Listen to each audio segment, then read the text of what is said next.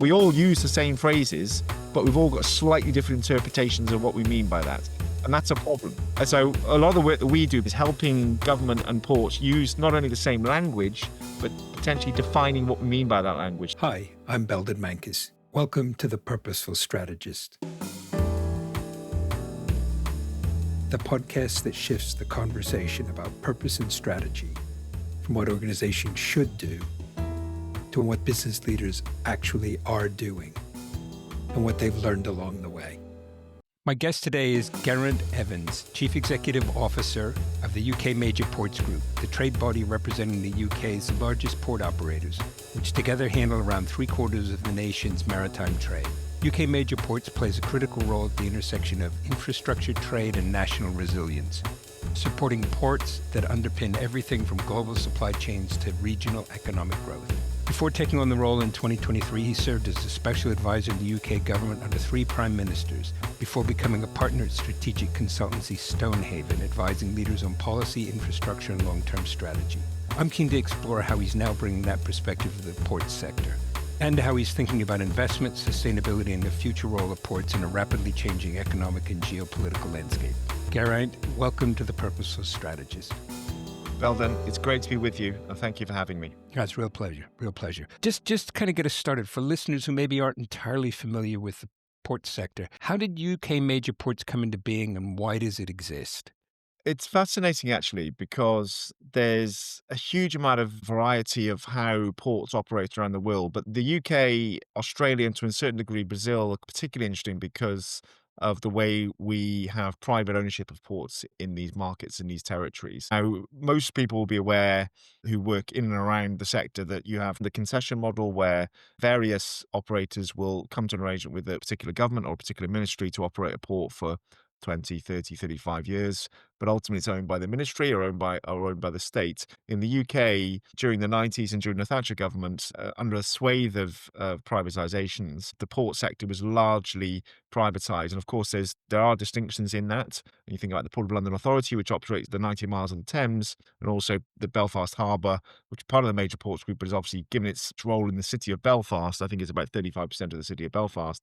It's held trusts. So when the privatisation process began and was completed, some of the early investors and the early operators involved in the sector at the time came together and said we should really be working quite closely together on some of the issues that really matter to us going forward. And that was basically the birth of the UK Major Ports Group, which is now going into 2026, will be going to its 32nd year. So it's quite interesting in how quickly time goes, but the Major Ports Group is made up of the board of the chief executives of the 9 major port owning groups, and we'll come on to that a bit later, I'm sure, in the conversation. And from that, we draw a chair and vice chair from those chief executives, and I run as the chief executive of the Major Ports Group. I run the executive to help us hit our objectives. So you talked about 9 major groups. Is that the entire membership? Kind of what's the whole picture of the membership? And then what scale of activity does that represent? Well, the 9 owner groups, and again, although for anyone listening, they'll all be aware of membership bodies and trade associations and stuff like that, but we're a bit more than that. And I often describe us a bit more of a club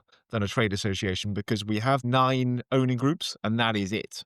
But reason is because the 9 major port owning groups, and I'll list them for you. So Associated British Ports, Belfast Harbour, the Bristol Port Company, DP World in the UK, Forth Ports, Hutchison Ports, PD Ports, Peel Ports, and the PLA, Port of London Authority, roughly do about 75-80% of all the volume that comes to and from the United Kingdom. And as the ports were privatised, we have about 42, 43 of the largest ports in the country. So you've got to sort of be one of the big players to be in. Are there any small players, not in the government-owned sort of trust port sector, but for-profit players that aren't big enough to get in? Well, again, the measure and the metric is a bit of a blunt metric, if I'm honest. But at the same time, it's also about the ambition and what they're hoping to do, some of these ports in the future as well. So all of our 9 owning groups have got incredible and very, very exciting plans for the future. The point I would make on that is that from my time in government, I always felt that the port sector was slightly overlooked in terms of the role it had in UK PLC and its role in resilience and supply chains and all these other things that are coming to the fore now. But I would also say there's probably never been a more exciting time to be involved in the port sector. The next 3, 5, 10 years in the UK will largely dictate what our ports are going to do for the next 100 years. So you've teed up a number of topics that I want to make sure we dig into. But before we get to that, maybe we can just get your story a little bit. You've been in government, you've been in consulting. If you could just walk us sort of what was that journey like? What led you to become the CEO of UK Major Ports? Was it something you wanted to do ever since you were a young boy? Well, Belden, it's a fascinating question, and I often talk about this with my twin brother. I have an identical twin brother, and we were in business together in our 20s, and we had a successful agency supporting on different areas of commercials. Also, I come from the private sector. I believe in the Hmm. private sector. I think it's so important in terms of what any country does, no matter what your ownership structures and how you operate in whatever parliamentary democracy or whatever your structure it is. The private sector has a key role to play.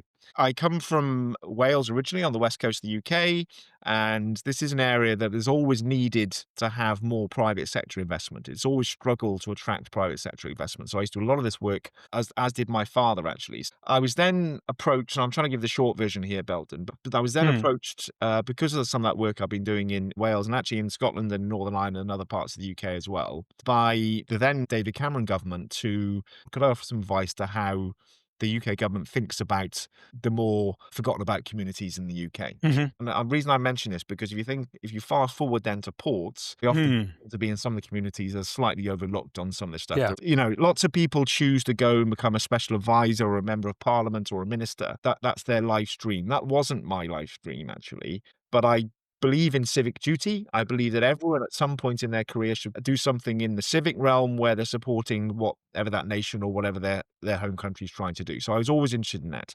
So I was approached to become a special advisor, and the journey that I did in government was to sort of try and change the way Whitehall for international listeners is effectively the administrative function of the state. My big ambition, and it actually remains my ambition, and because this is a change in the habits of a lifetime, Belden, Hmm. my big ambition is the way that the states and the private sector work together to drive economic activity in the communities that need it most. And I will always care about this. I have always cared about this, partly because my family came from these communities and I've seen what an impact the private sector can have on communities that have perhaps been starved in the past. So fast forward to what became the Department for Levelling Up. So I worked very closely with the then Secretary of State for Levelling Up, Michael Gove, the then Director General, Sue Gray. So a department in Whitehall dedicated to levelling up. And effectively what that was is regional economic development in the communities that perhaps don't normally get attention from the state in the way that we'd like, in a sort of coordinated approach to the private sector and public sector. Now, did that do everything it was supposed to? Was it given chance to sort of come and bloom and all the rest of it? The answer is no, partly because things like COVID came along, partly because Brexit was still there. But one of my abiding memories from that time is, and during the Brexit process as well, was what about the ports? And you think, well, why do the ports matter? The ports matter because they're often the largest private sector employer in those communities. And of course, they are absolutely anchored, if you forgive the cliche, in those communities. We can't lift them and move them elsewhere. These ports have such a big opportunity to drive economic investment, private and public investment in these communities. And I felt both during the EU exit process and as the Department for Levelling Up was developed, there was a lack of knowledge around ports, there was a lack of impetus around ports, there was a lack of attention on ports. And I think the sector could step up, and I felt that the government could step up. There's always the thread here about the communities that get forgotten about. And what your listeners won't see is that places like that on map behind me from 1612, it's not much different, actually. But I think the key part is when I was approached about the role, and again, I did a lot of this at Stonehaven, as Stonehaven, a very fast-growing consulting firm, really well known for sort of efforts on regional economic development. So I was one of the lead advisors on that. And then when I was approached about this role, and I looked at where the 43 ports were, and the type of people that were involved and the quality of the board, I was very excited to get involved. And as we're recording this, Belden, I've just come back from Middlesbrough. I was been in Newcastle. I was in Felixstowe last week. I was in Belfast a few weeks ago. I've been part of all the regional investment summits, UK government summits, and the Welsh government summits. I have to say that I think ports, not only is it an exciting time, but I think whatever we're going to do next, we're going to be a really important part of this. And I often say, well, ports are how. Whatever your question is, ports are how you can deliver it. And I think that's the Right. key. But again, no matter what we all go and do in the future, I still absolutely maintain that regional economic development is important for any UK government because of the way this small island operates. So I can see how sort of your personal purpose, or at least some aspects of it, and UK major ports come together. But if you don't mind, let me kind of take you back just a little bit to 2023 when you show up as a CEO. And just curious what your initial sort of strategic focus was when you arrived. Well, as ever, in these roles, you sort of, and I always feel very strongly about this, and I try and help colleagues, coming behind me as I sort of reach my mid-career, is feel very strongly you need to know where you are before where you go. During my process of being appointed, I took a lot of soundings from former government colleagues, people I knew that were proximate to the sector. And I took a lot of soundings about what do you think, what are the opportunities, because what I was very clear about is with the board is that if you want to do just the day to day, what you've always done, is probably not a role for me. But if we want to be different, if we want to get motivated and really start to really give it a really big push, I was then particularly interested. When the feedback I had from my colleagues is that there's absolutely that space to really kick it on. And then, of course, you land and you're sort of straight onto the treadmill. You don't, that's generally my style anyway, is to really try and challenge the board what it's really collectively trying to achieve. And I think that we had a very, very good and rigorous conversation amongst the board about what are the shared issues, what are the shared challenges, where we are competing. Maybe one port benefits more than another, because this is the key point on our board of the major ports group, Belden. We are competing with each other too. Yeah. And I think this is can often take a little bit of diplomacy, but I think that this is where trust and established objectives and a clarity on what we're trying to achieve allows the board to be much more open in terms of what we're trying to do in terms of hopes and dreams, concerns, the state of the markets, what comes next, future investors, different ownership structures. And I think that's the bit that I was really, really keen to sort of nail down as quickly as possible. We did that. And I think it was a good experience for the board. It's certainly a good experience for me. And what it allowed was a level of trust to be established quite quickly. And then, of course, I could then build my team accordingly to try and address that.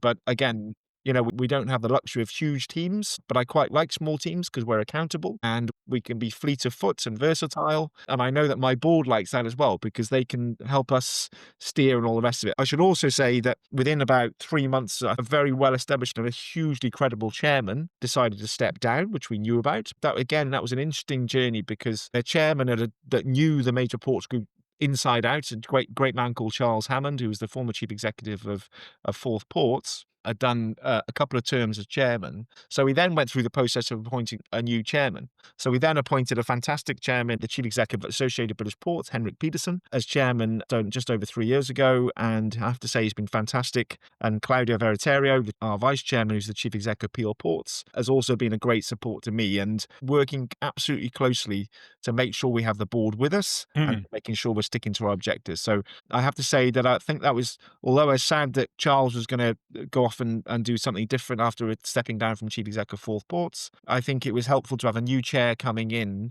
and then we could have a good challenge ourselves about what we're trying to achieve. So new chair, new chief executive, I think is always a good thing if you're trying to be ambitious going forward. If you can, just kind of take us into the room when you're having some of those conversations about what are we trying to do together? What are the issues? I'm sort of imagining you in a room with 9 other people and a kind of typical board table setup and maybe a flip chart. Is that what it was, or was it something else? Well, the first thing is, I think as much as you do things together, and I think it's also worth saying, what we're very fortunate at the Major Ports Group to have is we have resources made available inside each of the port owning groups with various subgroups. So we have the main board, which is the chief executives, but we have a number of subgroups which allows resource, challenge, understanding right in the depth of each owning group, and that can go right down to the bottom of the organization, right back up to the top. But I think the key thing I try to do is my individual relationship with each of the chief execs.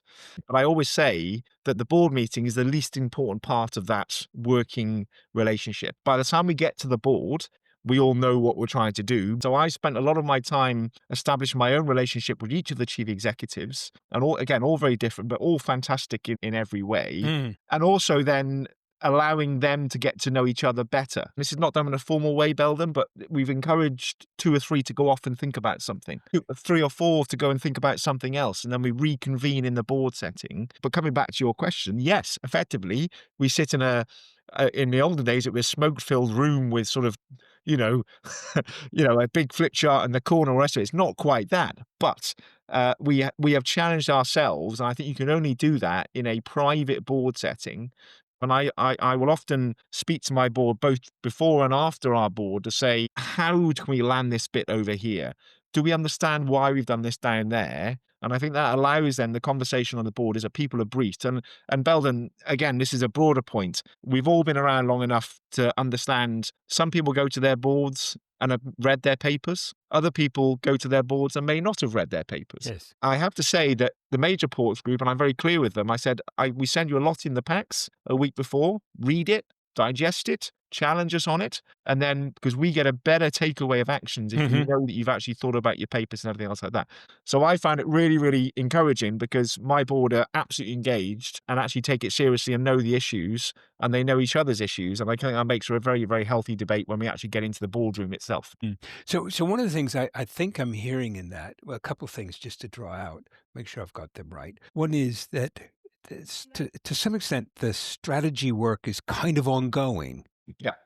and that as you've pointed, I'm just sort of playing it back. There's a lot of work that goes on sort of before the moment, and a lot of work that goes on after the moment. And sometimes people focus on just the moment itself without realizing all the stuff that has to happen before and after. Well, I feel very strongly about this, Belden, because there's a sort of what's the phrase? I think it's the graceful swan, where Mm, it's mm, swimming furiously underneath the water, but it looks arrives and looks incredibly graceful across the water.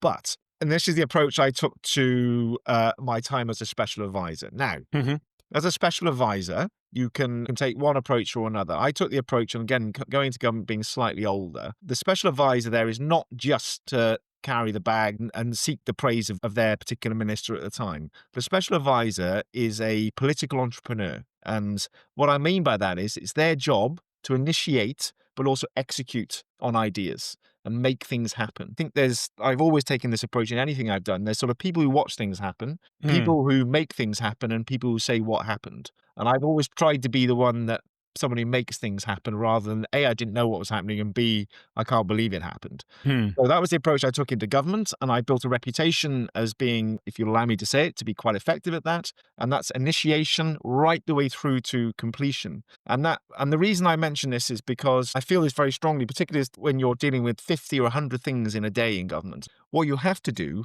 is to keep your eye and keep your focus on the things you're trying to achieve.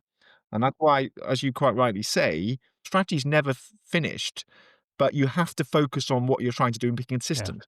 So one of the debates we've had literally in the last couple of weeks at our last board is, are we happy with these objectives? Should we stick with them? My advice to the board is we're adapting, we're changing, but we're delivering. But at the same time, we have to be consistent about what we're trying to do, because we all think, well, surely the whole world lies awake thinking about our objectives at night. Surely they know what we want. Surely they lie awake and they're reading page 25 of our manifesto or our prospectus. The truth is they're not. Be consistent in what we're trying to do, but we're also adapting and challenging our stakeholders, be it government, be it different parts of the sector. This is where we are making progress. Well, okay, well, what's next? What's the next bit after that? What does that unlock? And I'll give you an example again, because it's topical. I always felt that government didn't quite get ports and understand ports. And that was sort of loud and clear during the EU exit process. And again, since then in COVID and everything else like that. Sort of in some ways, COVID helped because people understood supply Sure. chains and what it meant and everything else like that. But I do think that part of that, and to address that, we've just agreed to second a ports expert into government. Mhm. Again, this is not rocket science, Belden, but for some people that seemed to be quite a big move, and how does that work and all the rest of it. But that, I think these are all steps to what comes thereafter. So the fact we seconded someone into the transport department, I know someone else would end seconded in a different part of government, and those guys can work together, and government benefits hugely from having genuine ports expertise. So again, I see everything as a process, not an event, Belden. I don't like Mhm. events, and it's going back to your point about, well, you've got a main board meeting and then everyone puts their tools down and sits there. See you in 6 months. The point is, whether you're the chief exec of the major ports group or a special advisor in government, it's your job to do all the legwork before and after. So then by the time we get to the next board meeting, you've got an update, you've got actions, things have been executed, and you're on to the next bit. So, and again, we have some good feedback from our board on this, is that the pace in which we operate is helpful and they can see that we're moving. And I think that that's the point. Everything is a process, not an event. So, Geraint, one of the things I want to come back to is something you said earlier on, talking about future plans and sort of what's going to happen or intriguingly not happen in the next 3 to 5 years will sort of set the pattern for the next 100 years. Can you just tell us a bit more about what might happen, what might not happen? If you think about coming to the new year, I think the energy transition, people call it different things. The energy transition, the net zero agenda, Hmm. whatever you want to call it in the UK and in most advanced economies, ports have got a huge role to play, whether it's the production of green, blue, grey hydrogen, carbon capture, sustainable aviation fuel, floating offshore wind. You name the technological development, whether you want to call it renewables or call it something else. In almost every application, the major ports will have a really, really key role to play. Of course, some of those projects will be in the very, very difficult box of how are they commercial? How can they stand on their own 2 feet? When can they be delivered? How long term are those projects? Are they just a staging post onto the next thing that comes afterwards? There's still some questions on that, but there's a number of projects around the UK which we think are absolutely critical to what comes next. And there's floating offshore wind, other wind projects. New nuclear is interesting because the ports play a big role in new nuclear, whether it's small modular reactors or Hinkley. The Port of Bristol does a huge amount at Hinkley Point on the west coast of the UK. Sizewell C just been announced on the east coast, and the major ports will have a really, really big role to play, not in construction, but then the maintenance and thereafter. So it never ceases to amaze me how often we're involved in projects that often look quite far away from a port in terms of commercial and, just in terms of technological considerations. But of course, there are different views now about how we get to net zero and how we get to transition into an economy that does away with fossil fuels and everything else like Yeah. that. So my personal view is I think fossil fuels will play a role for much longer than perhaps what some would say are arbitrary deadlines. But that doesn't mean we shouldn't absolutely be leaning in every way, whether that's the states or the private sector, to get some of these big, more nascent projects moving. And I think that's the bit that is particularly interesting right now, is that there are projects in the UK that if we don't do it now, those jobs, those skills, that sector, or what becomes a very big and influential industry where we can export and sell our wares across the world, if we don't do it now in the UK, and that's through the ports and with the ports, we'll never get it.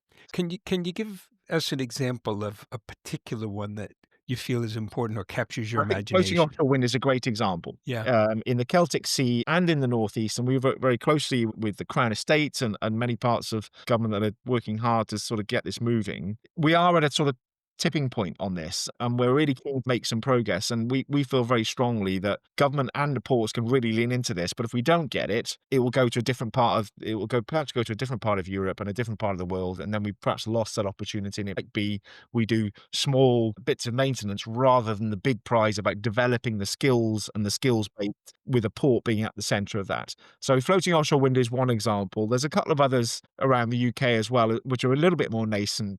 So just to spell it out, I'm sure it's obvious to you, but to me and maybe other people who aren't quite so close to it. First of all, what is floating offshore wind? And then how do ports fit into that? I think that one's perhaps at least conceptually pretty clear, but nevertheless might be worth spelling out. But then the third one, that's all setting up for the third question, which is, so what's UK major ports doing about that? How is it trying to make it more the outcome that you were just articulating rather than something else? So floating offshore wind is newish technology. It's not at scale at the moment, but it's effectively anchoring huge turbines in the water in areas where we think there's the capacity to generate huge amounts of energy. And the Celtic Sea and the Northeast are two particular areas that have been highlighted by the Crown Estate and others to be a key area. These are turbines floating in the water, but anchored. And are they floating because it's too deep to put, sort of legs all the way down, or because it's just cheaper to do it that Yeah, way, or and why is it it's kind floating? of finding the energy rather than hoping the energy catches something on the land, right? And it's Okay, complementary to onshore wind. right. It's not a replacement for onshore wind, but it's complementary. So it basically says there's a spot in the ocean out there. Yeah. There's a lot of wind there. Yeah. Let's find a way to get a turbine out there. Oh, we can't, it's too deep or whatever, but we can float it. And I think the commercials that piled way down for each one would make it uncommercial. There's a lot of impetus and a lot of energy going into this because it's potentially an absolutely groundbreaking sector, and I think that's the bit that is particularly interesting. So, in terms of what we're doing, we're working closely with a number of our board and owning groups about what role of the port in that. How can we invest? We're keen to invest, but we need long-term certainty. And I think one of the points in all of this, Belden, is when governments talk about long-term, they're often thinking about 2, 3, 5 years. When we're talking about long-term, we're thinking about 15, 20, 25 years. So Yeah. we all use the same phrases, but we've all got slightly different interpretations of what we mean by that, Mm, and that's a mm. problem.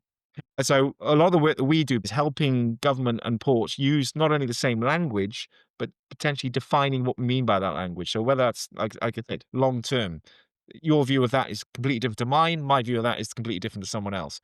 So as and again, this is what's important in the industrial strategy that the UK government has just launched, is that lots of excellent language in it, but we need to define what we mean by that. So foundational, for example, it's great the ports are defined as a foundational sector for the UK.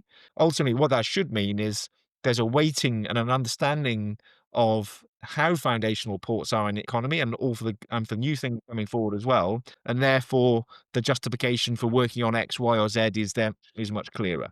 So that's a lot of stuff we do, as well as talking to international partners who've shown an interest in the UK. I have had and always have had a strong interest in how global investors and international investors and countries look at the UK as an investable place. And I did a lot of this when I was government, and I still do a lot of this now. And we're working quite hard at the major courts route to make sure we've got the right strategic level relationships with countries and investors, as well as other governments who may have an interest. And again, another part of that is because other governments may be a bit more motivated or a bit quicker to move than ours are.